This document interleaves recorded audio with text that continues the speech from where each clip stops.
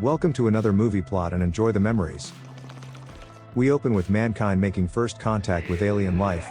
The National Guard detects a UFO entering Earth airspace, so they scramble a fighter jet to investigate. When the aliens refuse to reply, their craft is blown out of the sky and crashes somewhere outside of Manhattan. Two conical-shaped headed invaders from the planet Remolok make their way to the nearest available room to rent. Beldar is a fuel survey underlord and has been assigned to the wilderness planet at the end of the Noctolium solar chain. Despite their strange appearance and hieroglyphic writing, most people they meet are easily convinced that they're merely immigrants from France. Correct. To pay for the room, his genetomate Prymaat shoots electricity from her cone to steal some metallic tender discs from the vending machine. They usually sleep vertically, but tonight they lay flat while Prymaat gets a good laugh out of the novel left in the bedside table. The pair freak out whenever they see something cone-shaped in distress, like the bowling pins on TV are one of their species or something. Sometime later, Beldar has a job working as a repairman where he uses his alien superspeed to fix broken appliances. Beldar goes for his midday protein carbo intake while Otto says that if he had 3 more white boys like this one he could retire.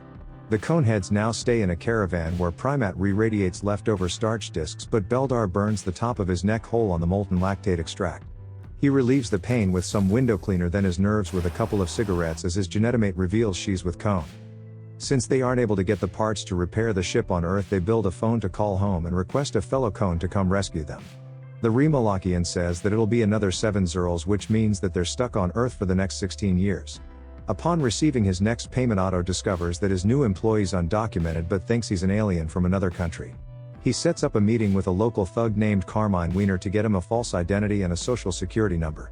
Otto tells Beldar that he needs to change things about himself if he wants to fit in, like his pointy teeth, and that isn't gum that he's chewing.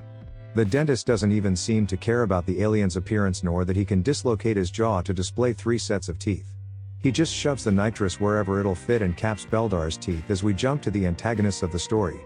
An agent for the Immigration Services, Gordon Seedling, has a plan to put shock collars on all of the captured illegals. The next time they try to cross into the country again, they receive a little jolt of electricity or possibly combust. His assistant Eli alerts him to discrepancies in the Conehead social security number as it belongs to a dead guy. Seedling and a group of agents attempt to apprehend the aliens, so the couple bust out of the trailer and go on the run. It's more like a casual jog, but Seedling gets a glimpse of their undoubtedly alien heads before they escape. However, he then thinks that they're Korean when finding something written in Remolokian and assumptions are made. We jump ahead a few months and Beldar has become a respected taxi driver, disguising his identity with a headwrap. The couple live in his boss's basement and have been saving for a home in the suburbs when the baby arrives. Just then Prymaat's water breaks, releasing enough liquid to sail a ship to the hospital, so they definitely have genitals but no rear. The birth is something out of a horror movie, with Prymaat having a seizure in front of their human friends and Beldar biting through the umbilical cord. When Seedling learns that Beldar's working without a visa, he busts the cab owner but learns the Coneheads already moved out a week ago. We flash forward with home videos showing the Coneheads' new life and their daughter growing up with a traditional childhood.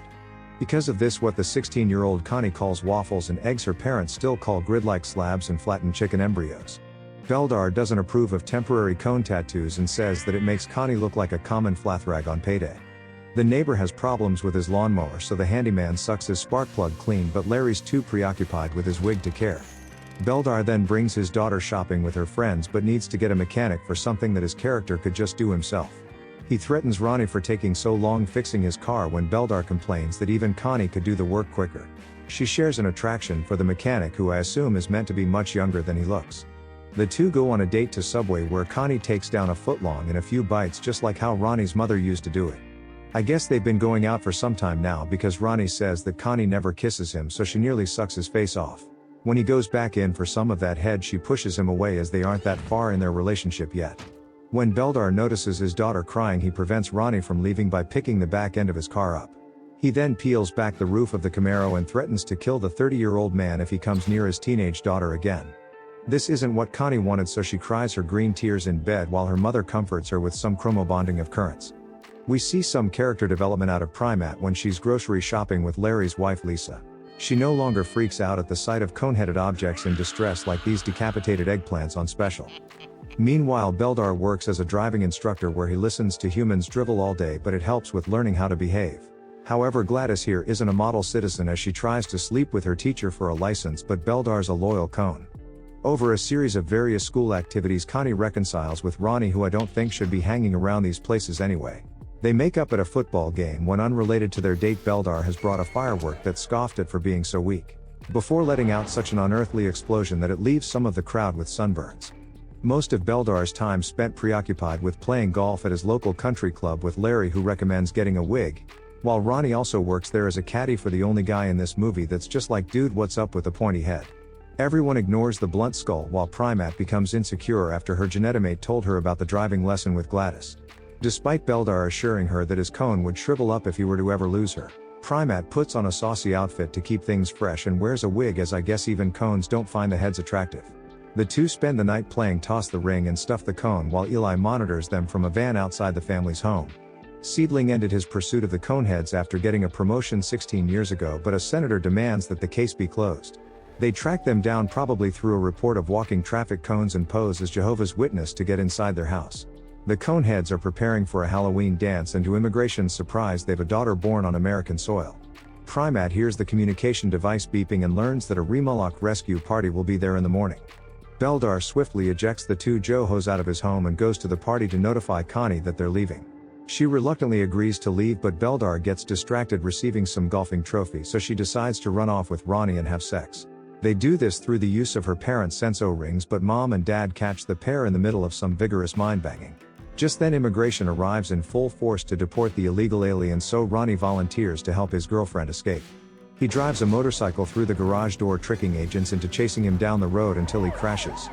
But upon realizing that this was a human with two pumpkins in the sidecart, the Coneheads escape in the Mercury Sable.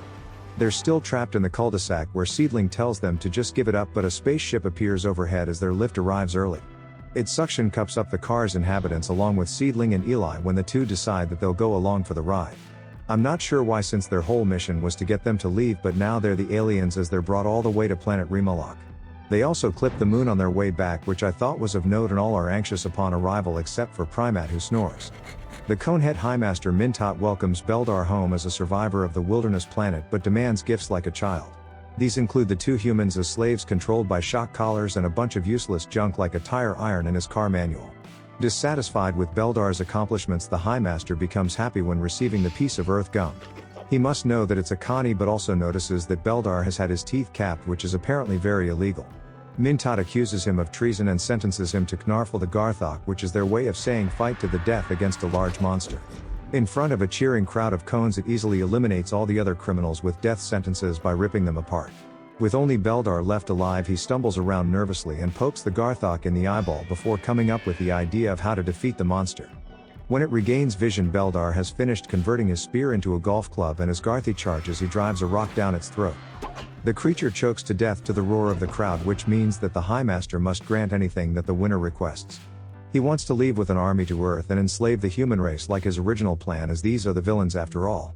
Seedling becomes Beldar's slave while Eli remains here with Mintot, but he doesn't seem to mind being a personal assistant to royalty. Really big day. The Remulakian fleet begin their invasion of Earth, however Beldar only lied to his people to get his family back to their new home. He prioritizes Connie's feelings over planetary conquest by self-destructing his ship and pretending like some super weapon on Earth did it. The invasion force retreats, and Beldar is hailed as a war hero among his species who died in combat while really just being a traitor. He threatens to kill Seedling if he doesn't give him a green card, but since the alien has marketable talents, it's a fair trade. Sometime later, Ronnie comes around to bring Connie to prom, though his age is still not confirmed. Beldar gives him the "bring my daughter home" at the predesignated time coordinates speech, and Ronnie greets his beautiful date. He puts a corsage around her wrist, which should have been the head, and poses for photos in front of Dad's amalgamation of cameras. The flash leaves Ronnie with burns that he doesn't seem to notice or care about as the two lovebirds depart for prom. And the movie ends.